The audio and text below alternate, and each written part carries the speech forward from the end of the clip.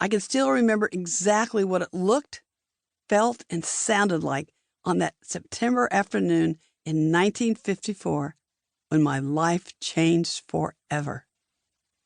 The sky overhead was bright as a bluebird's wing.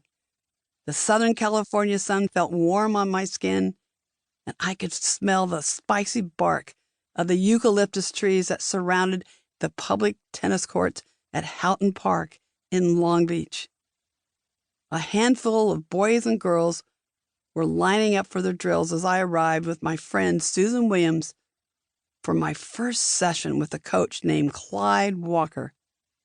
It wasn't long before the thwack, thwack, thwack of the balls being struck on our court blended into the noise rising from the adjoining court, too.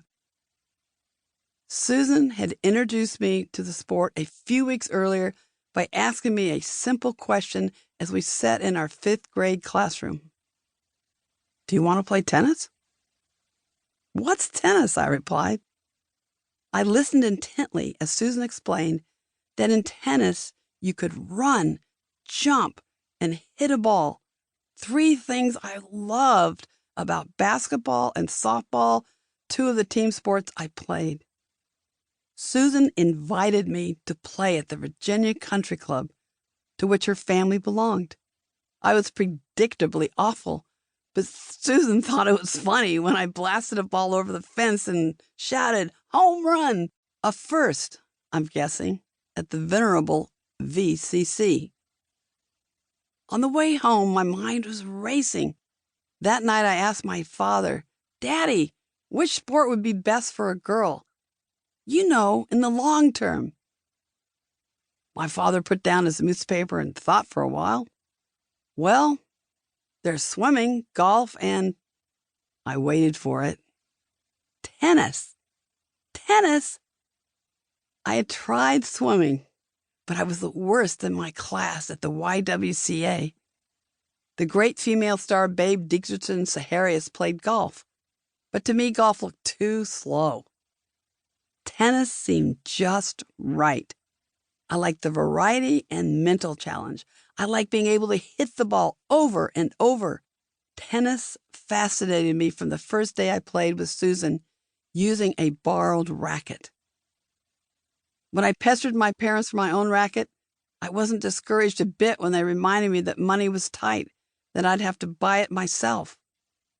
I did odd jobs for neighbors who smiled and indulged me when I told them my goal. I weeded flower beds, swept sidewalks. My mom advanced me $2, and I rode my bike to a local pharmacy where I bought candy and then resold it to the other kids at a small markup. I put every nickel and dime I earned into a mason jar above the kitchen sink.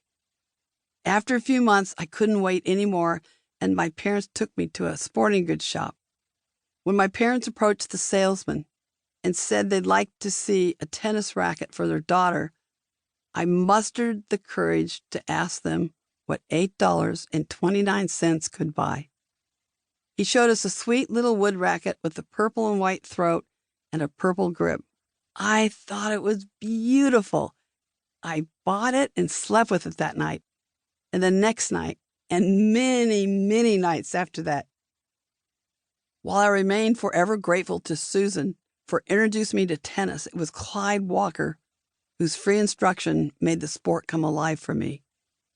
Once Clyde showed us how to hit a proper ground stroke, I love the pure feeling of the racket strings connecting cleanly with the ball, absorbing its energy and hurling it back. I couldn't get enough of the thrill of making contact. How the transference of energy shoots through your fingers, your arm, your shoulder, and how your whole body is involved as you swing.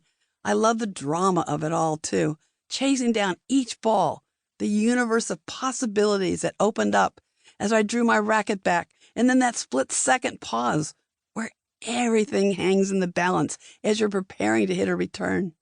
There is something swashbuckling and instantly addictive about all of it. I love the challenge and suspense of trying to hit a perfectly executed shot, and the charge I got when the ball landed out of my opponent's reach.